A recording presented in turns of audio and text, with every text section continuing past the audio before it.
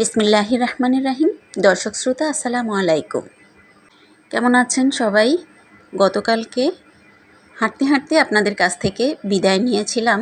আজকে আবার হাঁটতে হাঁটতে আপনাদের মাঝে চলে এসেছি আমি ছোট্ট একটা ভ্লগ ভিডিও নিয়ে। দেখতে দেখতে রমজান মাস কিন্তু শেষ হয়ে যাচ্ছে। রহমত, বরকত, মাগফিরাত, নাজাত সবই আল্লাহ এই মাসেই দিয়ে দিয়েছেন। তো ফজিলতপূর্ণ মাসে সম্পূর্ণরূপে অর্জন করতে পারছি কি সমস্ত ফজিলত? মনে আশফাশ লাগে, পারি না সিন্ধুকে বন্দি করে রাখবো এই মাসটাকে। আল্লাহ পাকের নিয়ম অনুযায়ী সূর্য যেহেতু উদিত হবে, সন্ধ্যা হবে, রাত আসবে, দিনের পর দিন আসবে, সেটাই স্বাভাবিক। কিন্তু প্রতিদিনের কাজকর্মের ফাঁকের ইবাদতগুলো মন ভরে না। মনে হয় যদি সারাক্ষণ ইবাদতে বসে পড়ে থাকতে পারতাম। আবার ভাবি আমি আল্লাহর এমন এক নাদান বান্দি, সারা বছর সময় হাতে থাকা অবস্থাতেও কত সময় ব্যয় করে ফেলি ইবাদতে। তো তখন বসতে এভাবে মন চায় না। আমি মহান রাব্বুল আলামিনের কাছে এটাই দোয়া চাই যে পবিত্র রমজান মাসের ইবাদতগুলো এবং সারা বছর জুড়ে যেন এভাবে ইবাদত করে যেতে পারি রমজান মাসের মতো। মনে যেন কোনো প্রকারের অলসতা না আসে, সেটাই চাই। আল্লাহ পাক আপনি আমাদের মনের আশাগুলো কবুল করে নিন। আল্লাহ আপনি আমাদের সবার মনে শয়তানের কুমন্ত্রণা থেকে বাঁচার তৌফিক দান করুন, আমিন। আজকের দিনের 12টা পর্যন্ত আমি ঘুমিয়েছি। উঠেই আগে বিছানাটা গুছাচ্ছি, দেখি যে আমার ছেলে উঠে পড়েছে আর আমার হাজব্যান্ড দোকানে চলে গিয়েছে আরও অনেক আগে, আর মেয়েটা এখনও ঘুমোচ্ছে। সেহরির পর নামাজ কালমা শেষ করে সবাই যখন ঘুমাই, সকালে ছেলেই সবার আগে উঠে আর আমার হাজব্যান্ড উঠে ছেলেটা কোরআন শরীফ পড়া দেখতে হয়। সেজন্য আমি উঠে আগে শুধু একটা বেডই পরিষ্কার করেছি, এরপরে আমি রান্নাঘরে চলে যাব। এর আগে যে ভিডিওটুকু আমি দেখিয়েছি আপনাদের হাঁটার অংশটুকু, ওটা ছিল গত রাত্রের ভিডিও। আমি প্রত্যেক দিন এরকম করে রাত্রিবেলা ঘরে হাঁটাহাঁটিটা শেষ করি আর কি। ইদানিং ডায়াবেটিস, প্রেশার দুটোই আমাকে জেগে বসেছে। রমজান মাসে একটু নিয়মের হেরফের হয়েছিল, তো সেজন্য নিয়মিত ঘরেই হাঁটাহাঁটির কাজটা শেষ করছি। একজন আপু প্রশ্ন করেছিলেন ঘরের হাঁটাহাঁটিতে হয়? আপু, অনেক জায়গা আছে কিন্তু, তবে হাত পা ছেড়ে আর কি হাঁটা হয় না। নিয়ম অনুযায়ী যেটুকু করার দরকার পারফেক্টলি করতে পারি না, তবে জায়গা অনেক আছে, আমি হাঁটাহাঁটি করি। কারণ যে টাইমে হাঁটি ওই টাইমে সবাই ঘরে থাকে না, মেয়ের রুমে থাকে শুধু, আর ওরা নামাজে চলে যায়।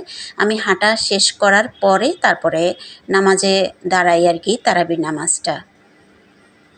যাকে বলে নাই মামার চেয়ে কানা মামা ভালো।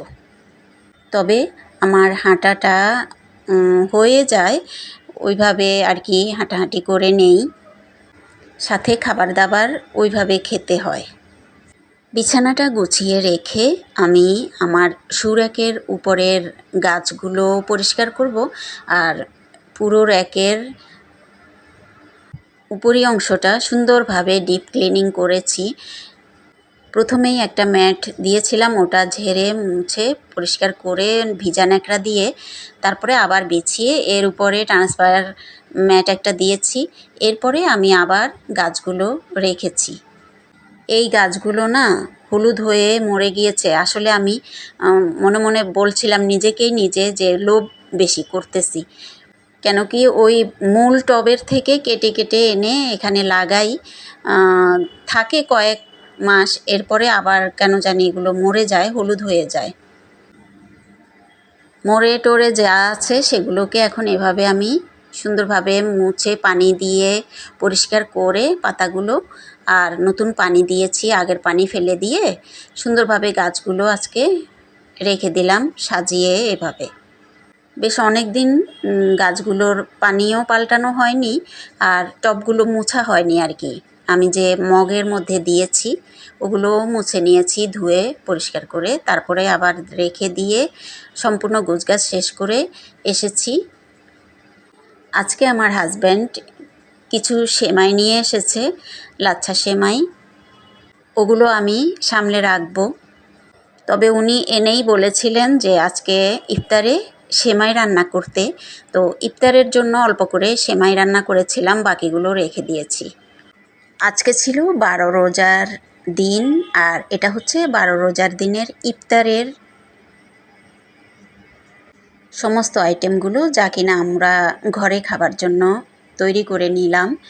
প্রথমেই দেখিয়েছি যে পেঁয়াজু, ওগুলো আমার মেয়ে আজকে ভেজেছে।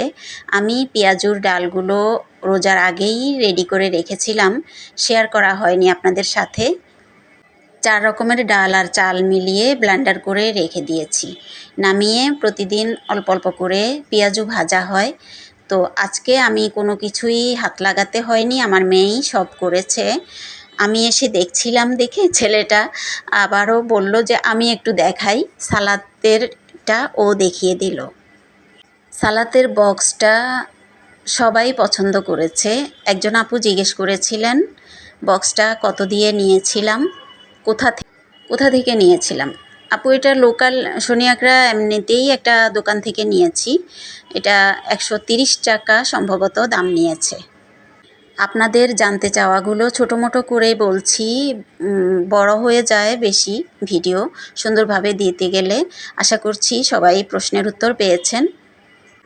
আর এখন হচ্ছে ইফতারের পরে তারাবির নামাজ পড়ার আগে আমি প্রেশারটা একটু চেক করে নিচ্ছিলাম। আবারও হাঁটাহাঁটি করব ঘরে, টানা কমপক্ষে 3 দিন আমাকে হাঁটতে হবে। যাই হোক, গত রাত্রি থেকে আজকে রাত্রি পর্যন্ত অফ ক্যামেরায় অন ক্যামেরায় করা অনেক কাজ শেয়ার করেছি। কেমন লেগেছে আমার আজকের ভিডিওটি সবাই জানাতে ভুলবেন না কিন্তু।